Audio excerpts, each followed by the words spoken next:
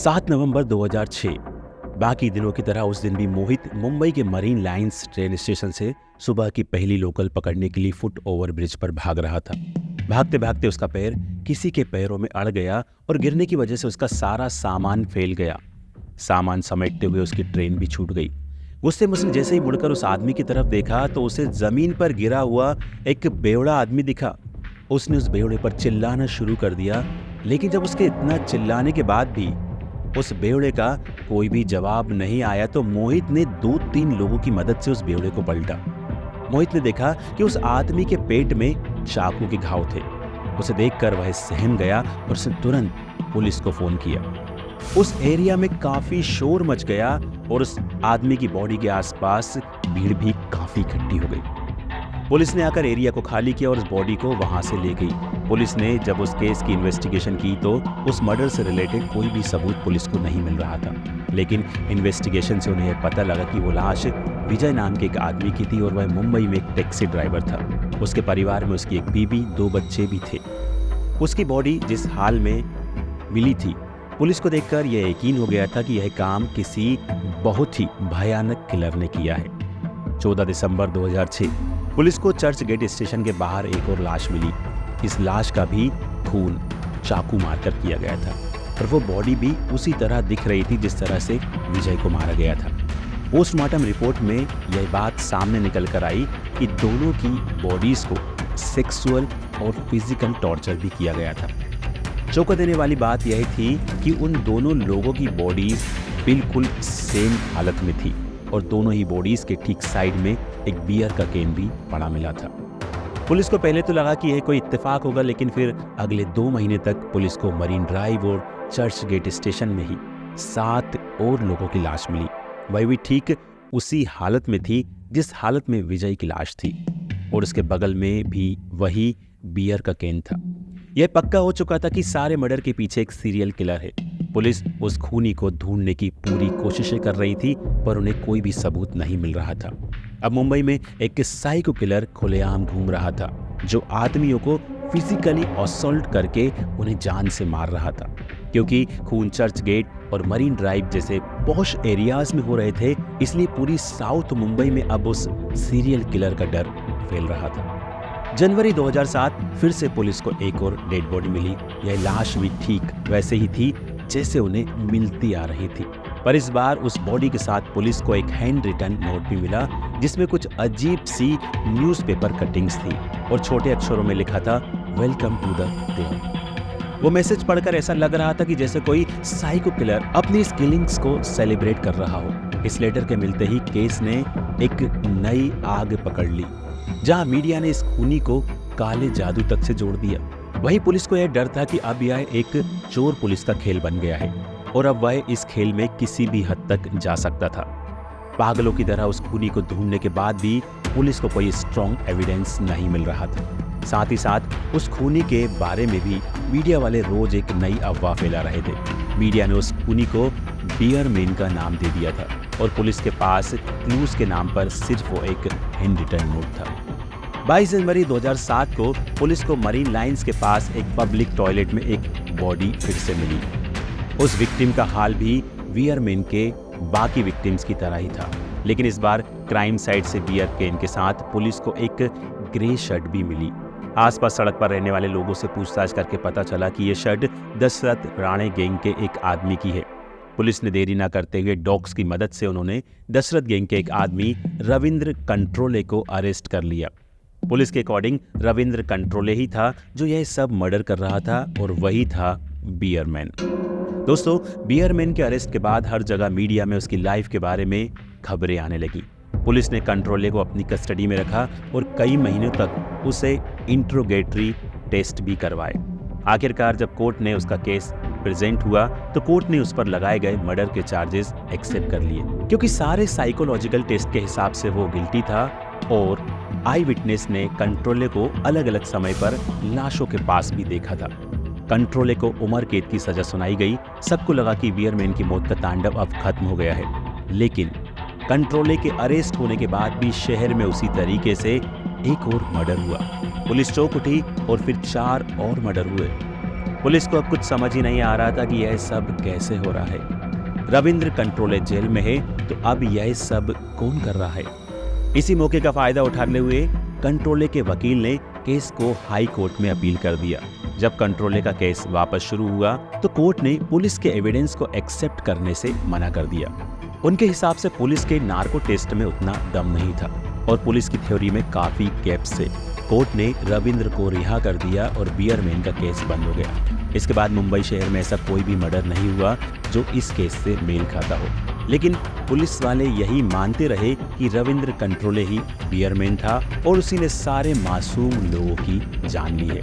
लेकिन कंट्रोले के हिसाब से पुलिस ने उसको उनके गैंगस्टर बैकग्राउंड की वजह से अरेस्ट किया और उसे बलि का बकरा बना दिया।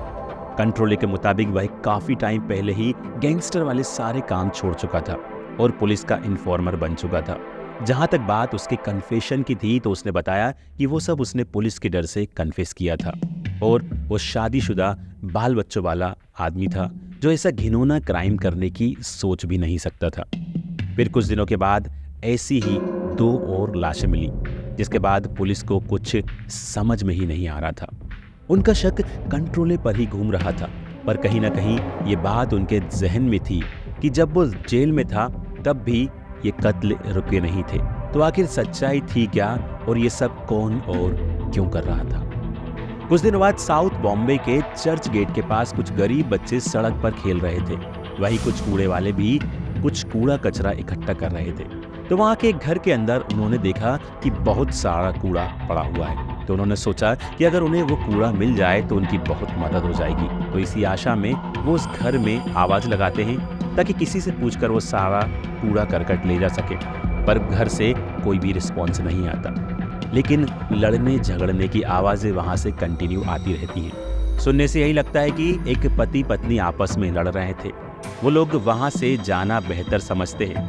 तभी कूड़ा न मिलने से नाराज उनमें से एक व्यक्ति बहुत ही गुस्से में आ जाता है और वो बच्चों पर चिल्लाने लगते हैं। फिर अगले दिन पुलिस को उस व्यक्ति की लाश मिलती है। कत्ल का तरीका वही था, चाकू के घाव और बियर की बोतल। पर इस बार कुछ अलग रहता है और वो होता है पुलिस ऑफिसर। तो इस बार तफ्तीश करते हैं एसआई तलपड़े। उन्होंने इस बार कत्ल को करीब से देखा और ये नोटिस किया कि चाकू को जैसे बार बार बस मार दिया गया है। फिर उनके मन में ये विचार आया कि ये काम किसी गुस्सैल व्यक्ति का भी हो सकता है। तो उन्होंने एक मनोवैज्ञानिक डॉक्टर से इस बारे में बात करने की सोची। तो उन्होंने सारी लाशों के घाव को देखकर यही कहा कि ये काम किसी पुरुष का नहीं है, क्योंकि कोई भी पुरुष इस तरह से वार नहीं करता। क्योंकि पुरुषों के वार में ताकत ज्यादा होती है तो वो घाव और गहरा होता, जिससे तलपड़े जी को ये साफ हो गया कि कातिल कोई महिला है या फिर कोई बच्चा। जिसके बाद उन्होंने और गहराई से सारे कत्लों को समझने की कोशिश की। जहां उन्हें एक और चीज अजीब लगी कि हर बार कत्ल जिनका हुआ वो सब अमीर आदमी नहीं थे और ना ही शरीर से काफी बलशाली थे।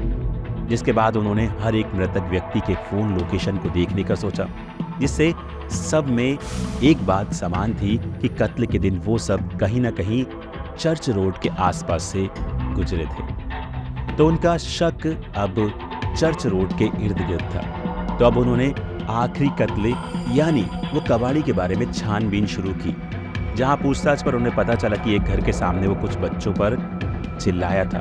तो उन्होंने सोचा कि वहीं से शुरू करते हैं, देखते हैं कि वो आदमी कहाँ कहाँ गया। तो उन्हें पता चलता है कि वो घर उन्हीं के स्टेशन में काम करने वाली कांस्टेबल युविका चौहान का था। तो ये उन्हें थोड़ी मददगार बात लगी। तो उन्होंने कांस्टेबल से इस बारे में बात की कि क्या उन्होंने कुछ ऐसा देखा था जो मददगार हो सके। तो कांस्टेबल ने ये कहकर मना कर दिया कि वो उस समय ड्यूटी पर थी। फिर चल पड़े और तफ्तीश करते हैं। तो कबाड़ी के साथियों से पता चलता है कि एक घर में वो कबाड़ा पूछने गए थे तो वहाँ पति पत्नी लड़ रहे थे। तो उन्हें वो कबाड़ा नहीं मिला, जिससे निराश होकर उस व्यक्ति ने बच्चों पर चिल्ला दिया था। उसके बाद वो उस बारे में छानबीन करते हैं और कुछ दिनों में पता चलता है कि वहाँ सिर्फ एक पति पत्नी रहते हैं। अब वो अनऑफिशियल तरीके से पति को पूछताछ के लिए लेकर आते हैं, पर कुछ मदद नहीं हो पाती। जिसके बाद वो पत्नी के मोबाइल से उसके कत्लों के वक्त की लोकेशन जानने की कोशिश करते हैं। जिससे ये पता चलता है कि हर कत्ल की लोकेशन और उस व्यक्ति की पत्नी की लोकेशन एक ही थी। उसके बाद बिना समय जाया किए वो पुलिस स्टेशन आते हैं और कहते हैं कि केस सॉल्व हो गया है, कातिल पकड़ा गया है। तो सब पूछते हैं कि आखिर बियरमैन कौन है। तब तल पड़े सर अपनी एक सहकर्मी की ओर देखकर कहते हैं, सच सामने आ चुका है, तुम ही बता दो। तो सब उस सहकर्मी की ओर देखते हैं और वो होती है कांस्टेबल युविका चौहान। जिनके बाद उससे पूछताछ होती है। पूछताछ होने पर युविका ये कबूल लेती है कि सारे कत्ल उसी ने किए हैं। वो बताती है कि उसका पति नशे का आदी हो चुका था, जिसके कारण ना तो वो उसके साथ होता था और ना ही कुछ करता था, और नशे में जब भी वो साथ होता था तो वो उससे लड़ता था। शुरू में तो युविका इस चीज़ की आदी नहीं थी, तो उसका पति उसे पीटता था और वो उसके प्राइवेट पार्ट्स पर दर्द और जख्म भी देता था। जिसके बाद एक दिन ये सब कुछ वो ना सहकर वो घर से बाहर गई। उसने एक टैक्सी ली।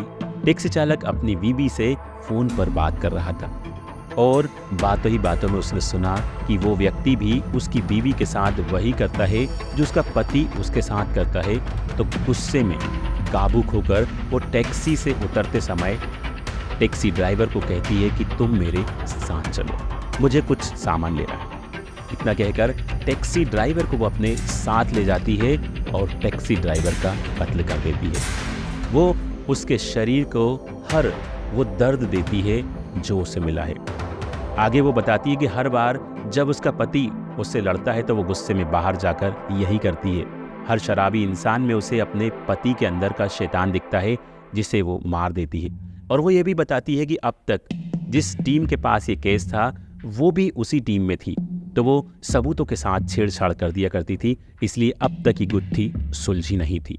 उसने ये भी कबूला कि जब उसे लगने लगा कि अब इन्वेस्टिगेशन काफ़ी सीरियसली हो रही है, तो उसने कंट्रोलर के खिलाफ पुराने केसेस में रखे सबूतों का उपयोग करके केस में उसे मुख्य आरोपी दिखाने की कोशिश की। दोस्तों, इस कहानी पर आपका क्या सोचना है, कमेंट करके हमें ज़रूर बताएं। दोस्तों, इस तरह की रियल, सच्ची और ट्रू कहानियों के लिए हमारे चैनल को ज़रूर सब्सक्राइब करें। बने रहें हमारे साथ, चैनल को ज़रूर लाइक करें। धन्यवाद।